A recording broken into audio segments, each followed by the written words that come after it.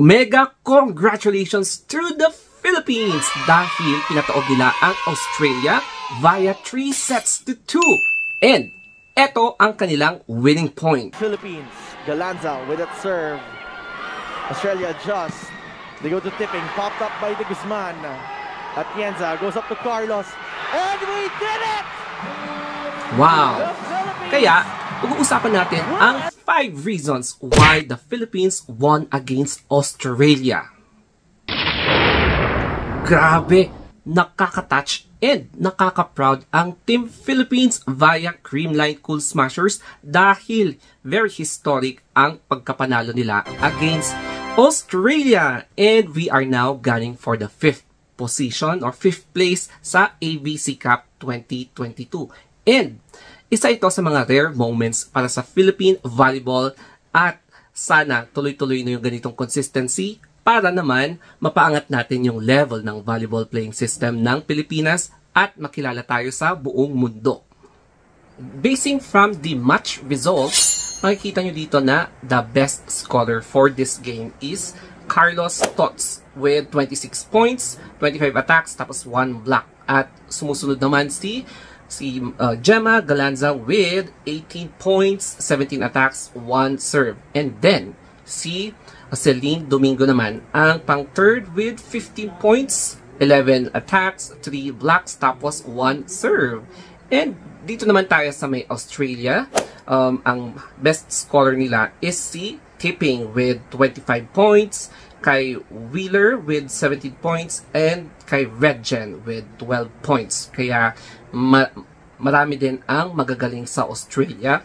Matatangkad pa sila. And hindi din sila basta-basta. Kaya naging 3 versus 2 yung overall na set wins between Philippines and Australia. So, makikita mo dito yung difference na yung gelling talaga is important. Kasi kahit na matatangkad yung players, walang effect yan sa Creamline Cool Smashers kapag intact yung core players nyo. No wonder, very emotional ang mga players lalo na no tapos na yung game. O, di ba? Kaya, yeah, we are so proud of you guys. Kaya, and one more time sa isang angle sa final point na panalo ng Pilipinas via Tots Carlos.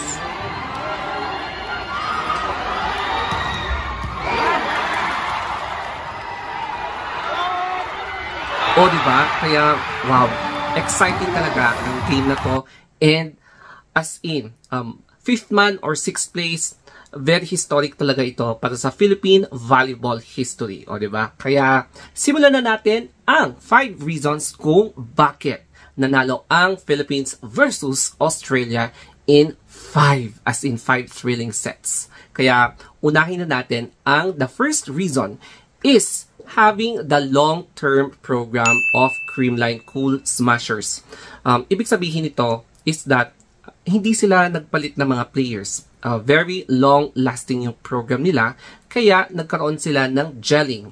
Nakilala nila ang isa't isa, alam ng mga players kung ano yung mga weakness ng isa't isa, so nakilala nila kung saan siya pwedeng i-handle or ipunta or position na isasabak kasi alam ng mga coaches kung saan siya mas effective, and alam ng mga coaches din kung saan hindi masyadong effective ang isang player. So magkakakilala na sila, okay na yung gelling nila, kaya naman kapag nagkikipagkompetensya sila either local or international teams is alam nila kung paano lumaban. Ang pangalawang reason naman is having a very deep bench players. Anong ibig sabihin nito? Hindi lang porke yung mga starting lineups ang nandoon sa court, sila lang yung may mga malalakas ang percentage sa laro or making a points. Meron din yung mga bench player na talaga namang historically outperforming sila sa mga previous teams nila. So, for example, binunot si Michelle Gumabaw. So, siya ang naging opposite and naging silent killer si Michelle Gumabaw. Tapos, may kita nyo na hindi alam ng mga opponents na kung paano gumalaw si Michelle Gumabaw. Tapos, napansin natin na mas lumakas yung kanyang palo, mas composed mas relax yung kanyang paglalaro. Tapos ang ganda ng leadership ni Michelle Gumabao. And here comes lucky bunot again na si Vargas, si Rosemary Vargas. Nabunot siya as outside hitter. And ang hindi inakala ng lahat na magaling din siya sa pag-receive, pag-dig, ayan. Kaya wow, ang daming naloka, especially sa 4th set and 5th set versus Australia dahil sa kanyang pag-receive. Sa floor defense niya, nagkaroon ng impact kung bakit nagkaroon ng magandang sets ang Philippines versus Australia. So, hindi lang siya pang outside hitter, as in, pang defense din siya sa floor. O, diba? Ang pangatlong reason naman is yung golden playmaking skills ni Gia Morado. And alam naman natin lahat na she is the best setter in the Philippines. Alam niyo kung bakit? Dahil napa-impress niya ang Thai setter. Tapos, ito ang sinabi ng Thai setter kay Gia Morado.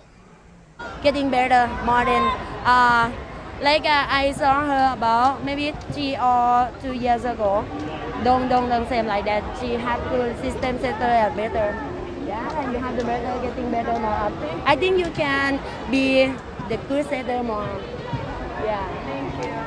Yeah, and your team is very. O, diba? Today. Kaya naman, makikita nyo na nag-improve siya. Tapos, hindi rin basta-basta yung nag-comment sa kanya. Yung best setter in Southeast Asia ang nag-comment na na-impress siya sa performance ni Gia Morado as compared sa last na meet-up nila noong 2018, 2019, yung mga ganon. And nakitaan na niya talaga ng potential si Gia Morado na pwede ring isabak sa mga international na club teams. Kaya it will be expected scenario na yung mga international club teams is mag-send ng proposal sa coach or yung mga yung may-ari ng Creamline or yung mga nagmamanage ng Creamline na kung pwede nilang hiramin si Gia Morado to set for their team sa kani-kanilang mga national or mga invitational events. Tapos, ang isa sa mga pinaka-importante, ang number 4, is yung critical thinking strategy ni Coach Sherwin Meneses. As you can see, nakitaan talaga niya ng potential na baka pwedeng ibalik si Tots Carlos sa kanyang original position and magbe-bench muna si Michelle Gumabao para makapag-rest para sa susunod na tournament. And sinabak si Rosemary Vargas as the parang kadiagonal ni Gemma Galanza. So, in that case, it worked.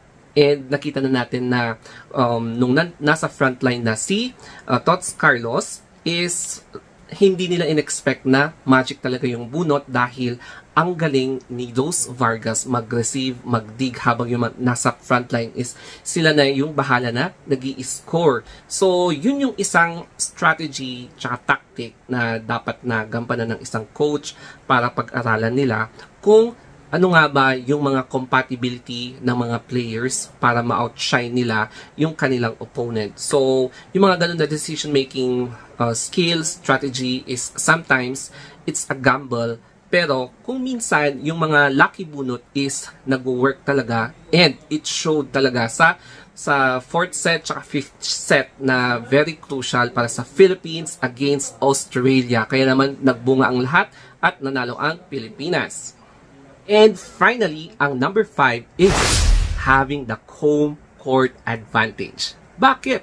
Kasi there is a significant contribution ang mga spectators na nandoon sa venue para mag-cheer sa Philippines. And napansin nyo dun sa game na yon is halos Philippines ang mga spectators na nag-cheer, nag-boost ng mga moral sa mga Pinay atleta.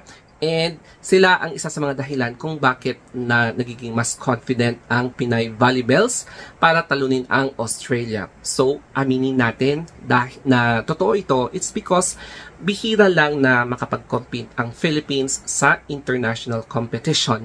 And ang isa dito na factor is that may politika, tapos pandemic, tapos yung mga ibang members is nagkakasakit. So, parang hindi matuloy-tuloy. So, namimiss natin yung chance para i-represent ang Philippines sa mga international competition. And in this opportunity, nagkakaroon na ng chance ang Philippines na ibigay nila yung best nila. Magkakaroon na sila ng experience kung paano i-handle ang mga foreign players. Maging familiar na sila kung ano yung takbo ng strategy or players ng mga foreign teams na nakalaban nila. And magiging baon nila ito para if ever man na makakaharap nila ang mga international teams na ito in the future, alam na nila kung ano yung gagawin nila. Maski dito man sa Pilipinas or sa ibang bansa kung saan sila magkakaharap uli. Kaya, ang next na game ng Philippines, and I think ito na yung last na game nila for this AVC season, is against Chinese Taipei. And if I'm not mistaken, ito yung team na nakalaban ng Philippines nung sila ang Creamline versus yung Whale Shark ba yun? Blue Whale. O yun, Blue Whale. Without yung key players nila. Pero ngayon, andun na yung mga key players. So, magiging mas mahigpit na ang labanan. And expect na, syempre, pagod sila. And alam mo yon, there is already a fatigue, kaya sana makarecover sila physically, mentally, emotionally, para at least mabibigyan nila ang Chinese Taipei ng good play tomorrow, or kung hindi tomorrow, sa next day, ayun.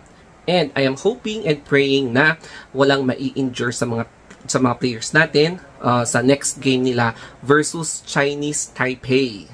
Okay, so after AVC 2022, na kung saan maglaland as either 6th or 5th place ang Philippines.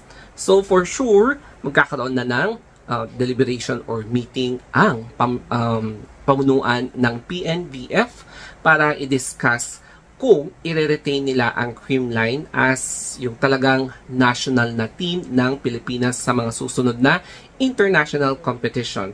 It's because na-realize nila na core, sila ang role model team na dapat na tularan ng ibang club teams ng Pilipinas. And syempre, if ever man na yun ang i-retain nila, so bubunot na lang sila ng mga iba pang key players para idagdag sa Creamline para sa international na competition. So parang ganun yung nai-imagine ko.